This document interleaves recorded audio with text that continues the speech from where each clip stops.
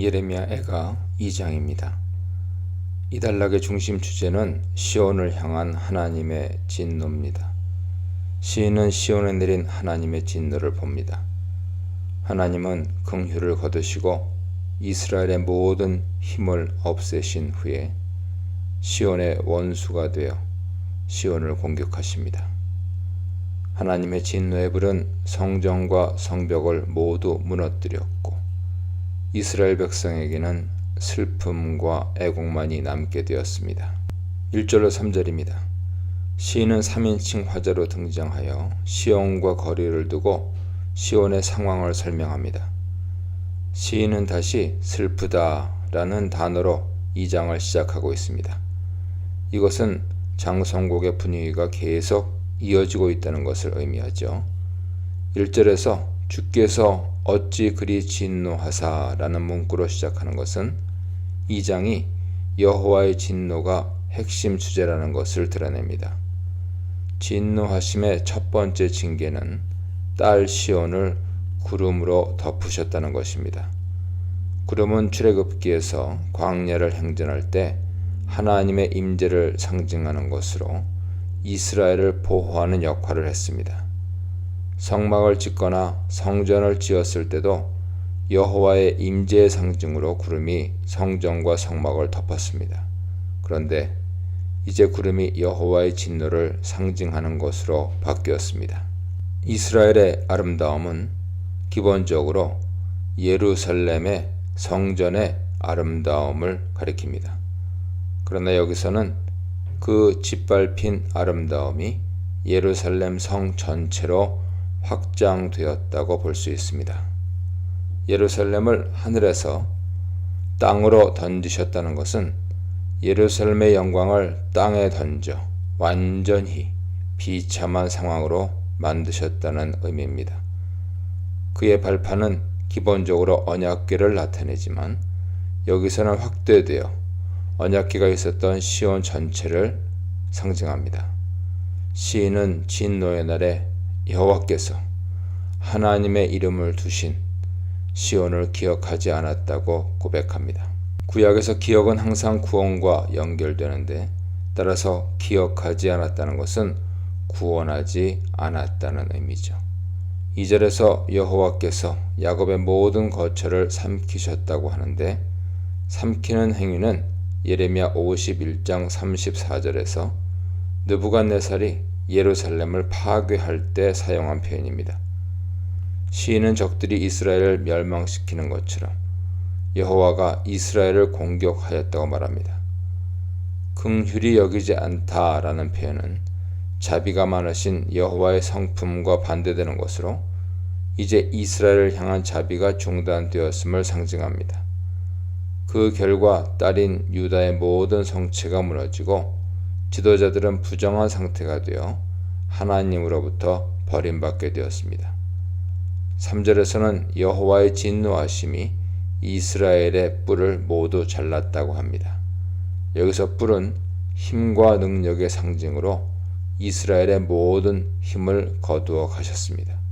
하나님의 오른손은 원래 하나님 백성을 돕던 손이었지만 이제는 그 오른손을 거두어 들이심으로 이스라엘을 돕지 않으실 뿐만 아니라 그들을 불살라 버리셨습니다. 4절로 5절입니다. 이 단락의 핵심은 원수같이라는 표현에 놓여 있습니다. 여기서는 여호와께서 이스라엘의 원수와 대적으로 등장합니다. 이스라엘은 딸 시온과 딸 유다로 표현되죠. 이스라엘의 대적을 향해야 한 활이 이제 시온을 향해 있습니다. 이스라엘을 지키던 여호와의 오른손이 이제는 분노를 불처럼 일으키며 딸인 시온의 장막 위에 놓여 있습니다. 이것은 예레미야 10장 25절에서 예언자가 야곱을 삼킨 이방인에게 내려달라고 요청한 벌인데 하나님은 이 불을 열방이 아닌 야곱에게 쏟아놓으셨습니다. 또한 5절에서 여호와는 이스라엘의 원수가 되어 이스라엘을 삼키십니다. 5절에서는 삼키다 라는 단어를 반복적으로 사용하여 여호와께서 유다 땅을 완전히 파괴하셨다는 것을 강조합니다. 그 결과 딸인 유다는 슬픔과 애통에 처하게 많아지게 되었습니다. 6절 7절입니다. 성전 파괴와 절기를 폐하시는 하나님 모습을 그리고 있습니다. 6절에서 초막은 천이나 나무로 지어놓은 임시 거처죠. 하나님이 이것을 무지막지한 힘으로 파괴하셨으며 흔적도 남지 않은 동산처럼 만들어 놓으셨습니다. 이것은 예루살렘과 성전 파괴를 말하죠. 좀 더 확장시켜 이해하면 이스라엘을 흔적도 없이 허무셨다는 것을 의미합니다. 이제 절기도 폐하셨습니다. 6절 하반절에서 이를 다시 반복하는데 하나님은 사람들로 하여금 시온에서의 절기와 안식일을 잊어버리게 하셨습니다. 이것은 이스라엘 백성이 포로로 끌려가고 성전이 파괴되어 시온에서 더 이상 절기와 안식일을 지킬 수 없게 되었다는 의미입니다. 그리고 여호와는 맹렬한 진노를 내려 왕과 제사장들이 큰 치욕을 당하도록 버려두셨습니다. 하나님은 이들이 하나님 말씀으로 백성들을 잘 가르치고 다스리기를 원하셨습니다. 그런데 그들이 이런 역할을 온전히 못하고 나라를 망하게 만들었기 때문에 하나님은 더 이상 그들의 권위를 인정하지 않으십니다. 7절에서 여호와는 자신의 제단을 버리시고 자신의 성소를 미워하셨다고 합니다. 제단을 버리셨다는 것은 거부했다는 뜻입니다. 시인은 예루살렘 성전이 파괴된 이유를 여호와께서 제단을 거부하시고 미워하셨기 때문이라고 해석합니다. 왜냐하면 이스라엘이 망하기 직전에 예루살렘 성에서는 각종 이방 신들을 위한 제의가 행해졌으며 죄 지은 손과 피 흘린 손으로 부정한 제사를 드리는 경우들이 많았기 때문입니다.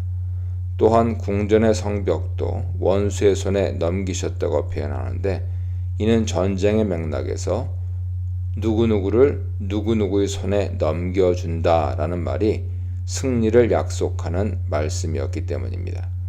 이스라엘은 언제나 이 약속을 듣고 전쟁에 나가 승리했습니다. 그런데 이제 여호와께서는 원수와 손잡고 그들의 손에 성벽을 넘겨주십니다. 적들은 여호와의 전에서 승리를 축하하며 잔치를 열고 떠들썩하게 먹고 마십니다.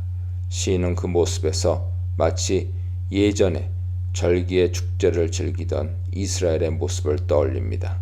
그러면서 씁쓸하고 가슴 아픈 풍경에 애통해합니다. 8절로 10절입니다. 성전을 허무신 여호와께서 이제는 성벽마저 허무십니다.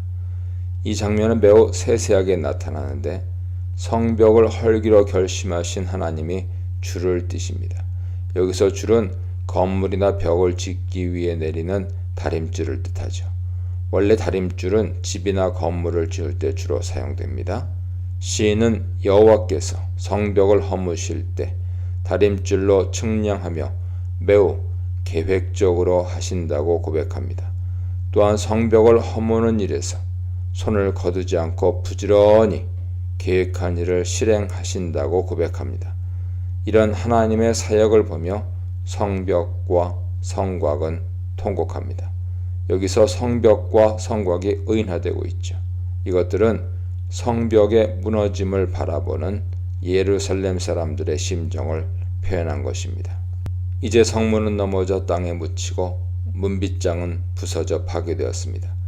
이것은 성의 완전한 파괴로 더 이상 예루살렘 사람들을 지켜줄 것이 남아있지 않다는 것을 뜻합니다.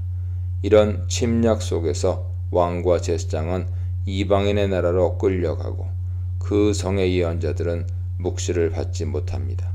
이미 하나님의 인내와 자비의 시간이 지났기 때문이죠. 이전에 많은 예언자들을 통해 회개하고 돌아오라고 말씀하셨지만 백성들은 듣지 않았습니다. 따라서 이제 하나님은 더 이상 말씀하지 않고 행동으로 보여주신 것이죠. 이런 재앙에 대한 반응으로 장로들은 애도의 표시를 하며 침묵하고 예루살렘의 처녀들은 땅에 머리를 대고 엎드립니다. 이것은 깊은 슬픔과 절망의 망연자실한 모습이죠.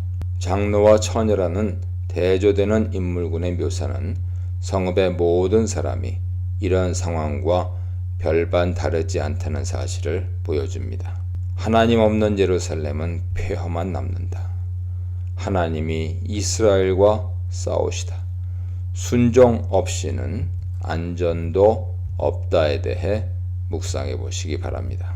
하나님의 진노로 일어난 전쟁으로 인해 군인이나 청년들뿐만 아니라 아이들까지도 굶어 죽었습니다. 시인은 사람들의 조롱거리가 된 시온을 이야기합니다. 시인은 시온 사람들에게 눈물로 호소하며 하나님의 도우심을 구하라고 요청합니다. 11, 12절입니다. 시인은 자신의 고통을 세 개의 기관으로 표현하고 있습니다.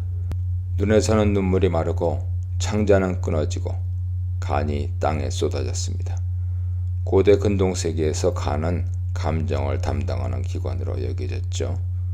그러므로 간을 땅에 쏟아 놓는다는 말은 자신의 감정, 특히 슬픔의 감정을 물처럼 땅에 쏟아 놓는다는 의미입니다.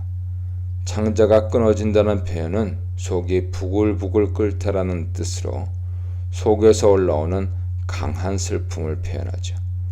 이 표현은 예레미야가 1장 20절에서도 나옵니다. 아이들의 죽음을 보며 느꼈던 슬픔이 예루살렘의 멸망을 보며 느꼈던 슬픔과 같다는 것을 표현하죠. 11절 하반절은 시인이 슬퍼하는 이유를 말해줍니다. 그것은 딸 백성이 패망하고 그로 인해 어린아이들이 성읍 길거리에서 기절했기 때문입니다. 12절은 아이들의 상황을 좀 더 자세하게 설명합니다. 굶주린 아이들은 어머니의 품에서 죽어가면서 곡식과 포도주가 어디 있느냐고 묻습니다.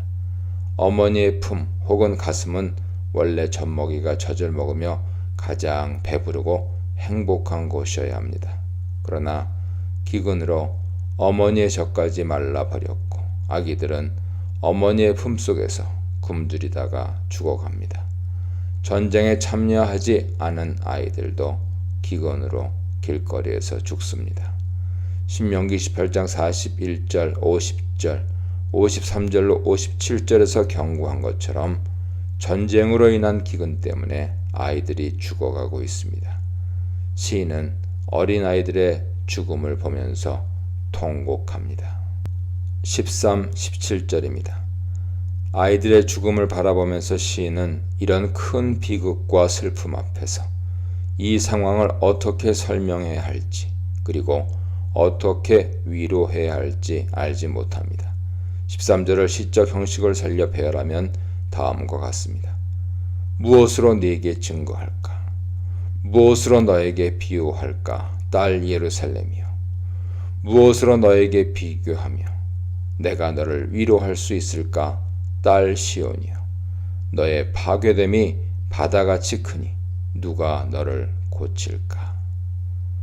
네 개의 의문문을 통해 시인은 현재 예루살렘에서 벌어진 비극에 대해 어떻게 증언해야 할지, 어떤 비유를 들어 설명해야 할지, 또 어떤 말을 해야 위로가 될지 전혀 알지 못합니다.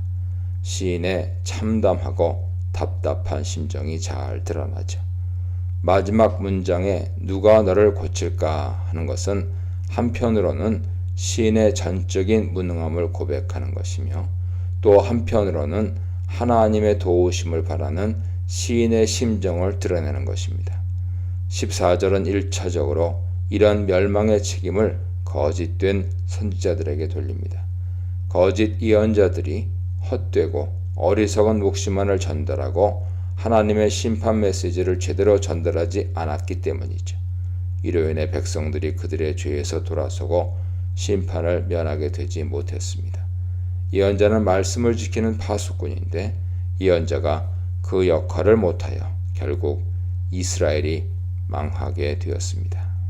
예레미야가 1장 12절에서는 지나가는 사람들이 예루살렘의 멸망을 본 증인으로 나타나는데 15절에서는 예루살렘의 멸망을 조롱하며 박수치는 사람들로 표현됩니다. 머리를 흔드는 행동도 조롱과 관련되어 있습니다. 이들은 그러한 행동뿐만 아니라 꼴 좋다는 말로 계속해서 조롱을 이어갑니다. 조롱은 원수들에게서도 계속되죠. 원수들은 입을 벌리고 비웃고 이를 갑니다. 입을 벌린다는 것은 험담하고 놀리는 것을 말하죠. 이를 간다는 표현은 비웃다라는 단어와 같이 사용되어 놀리면서 웃는다는 의미로 사용되었습니다. 원수들이 기뻐하는 이유는 이들이 이스라엘을 멸망시켰기 때문이죠. 원수들은 우리가 삼켰다고 의기양양해합니다. 그런데 삼키다라는 표현은 예레미야가 2장 2절과 5절, 8절에서 시인이 여호와께 돌린 표현이었습니다. 즉 이스라엘 입장에서 보면 이스라엘의 멸망은 여호와의 심판이지만 원수들의 입장에서 보면 자신들의 능력으로 점령한 것이기 때문에 스스로 의기양양해 있습니다. 이날의 원수들은 얻기도 하고 보기도 하였다며 즐거워합니다. 여기서 이날은 여호와의 날에 대한 암시죠. 이스라엘은 적의 멸망을 원하는 날이었지만 오히려 원수들이 이긴 날이 되었습니다. 환난 날에 쉴 곳을 찾으며 음식을 찾으며 묵시를 찾았지만 이스라엘 사람들은 결국 자신들이 찾고자 하는 것을 찾지 못했습니다. 그러나 원수들은 단번에 찾아냈습니다. 찾다라는 의미의 히브리어 마차는 이러한 대조를 강조합니다. 여호와를 찾고 보기를 원했지만 이들은 찾지도 보지도 못했습니다. 시인은 원수들의 말 속에서 모든 것이 이스라엘이 바란 것과 반대로 이루어졌다는 것을 드러냅니다. 17절에서 시인은 원수가 어떻게 말하든 세상 사람들이 어떻게 보든 이 모든 일이 여호와의 계획과 명령에 의해 일어난 일이라고 주장합니다. 이미 정하신 일과 옛날에 명령하신 말씀은 같은 의미로 신명기 28장 말씀을 전제로 합니다. 이 모든 것은 원수들의 능력 때문이 아니라 여호와의 계획, 즉 하나님의 명령을 순종하지 않은 자들에 대한 징벌입니다. 하나님은 교회와 우리를 징벌하실 때 우리가 조롱하던 사회와 사람들을 통해서 하시죠. 이들을 통해 우리의 부끄러운 민낯을 철저하게 드러내십니다. 18, 19절입니다. 딸 시온에게 하나님께 부르짖으라고 요청합니다. 짜크는 하나님께 도움을 요청할 때 사용되는 단어죠. 시인은 이 재앙의 근원이 여호와임을 알고 그 근원 대신 여호와께 부르짖으라고 요청합니다. 그것도 밤낮으로 울면서 부르짖으라고 요청합니다. 여기서 울음은 회개를 상징하죠. 계속적으로 흘리는 눈물을 반복해서 언급한 것은 계속된 회개를 강조하기 위함입니다. 시인은 이스라엘에게 멈추지 말고 회개의 기도를 하며 주의 자비하심을 구하라고 말합니다. 시인의 간곡한 요청은 굶어 죽어가는 어린 자녀들 때문이죠. 그들은 그들의 죄 때문에 죽어가더라도 재앙 이후에 이스라엘을 재건할 희망인 어린아기들은 살려야 합니다. 주를 향하여 손을 든다는 것은 하나님의 도우심을 구하는 기도를 한다는 의미죠. 결국 인간이 해결할 수 없는 일은 빈손을 들고 하나님께 나아가 기도하는 것 외에 대안은 없습니다. 20절로 22절입니다. 20절은 다시 여호와를 부르며 자신들을 돌봐달라고 요청합니다. 20절로 22절에 나오는 언급은 신명기 28장 53절로 57절의 심판 내용을 반영하고 있습니다. 주께서 누구에게 이같이 행하셨는지요? 라는 말은 하나님이 이스라엘을 너무 심하게 다루셨다는 의미의 수사 질문입니다. 여기서는 여러 부류의 죽임이 나오는데 어머니의 손에 죽는 아기들, 성소에서 죽임당하는 제사장과 선지자들, 길거리에서 칼에 죽은 늙은이, 젊은이, 청년들, 처녀들입니다. 이들이 모두 주의 날, 즉 심판의 날에 하나님이 부르신 적들로 인해 모두 죽임을 당하게 되었다고 시인은 단언하며 애곡합니다. 시인은 시온의 자녀들을 지독한 심판에서 구원해 달라고 요청합니다. 심판의 참상, 비교할 수 없는 예루살렘의 고난, 심판의 원인, 묵시를 가린 선지자들, 회복의 길, 살 길은 오직 하나, 여호와께 돌아가는 것에 대해 묵상해 보시기 바랍니다.